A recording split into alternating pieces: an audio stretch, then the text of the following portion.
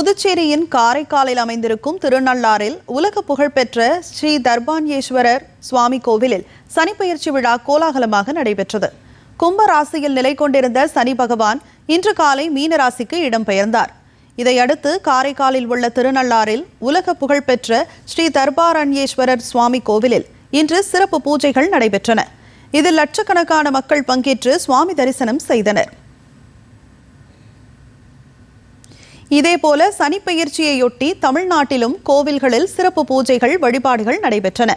அதன்படி விழுப்புரம் மாவட்டம் கோலியனூர் வாலீஸ்வரர் கோயிலில் உள்ள கூர்மாங்கு சனீஸ்வரன் கோவிலில் சனிப்பெயர்ச்சி வெகு விமர்சையாக நடைபெற்றது.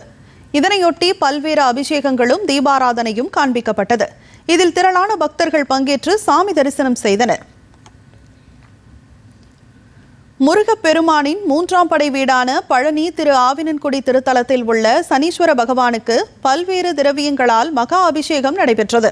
பின்னர் சனீஸ்வர பகவானுக்கு சிறப்பு மலர் அலங்காரம் செய்யப்பட்டு மகா தீபாராதனை காண்பிக்கப்பட்டது.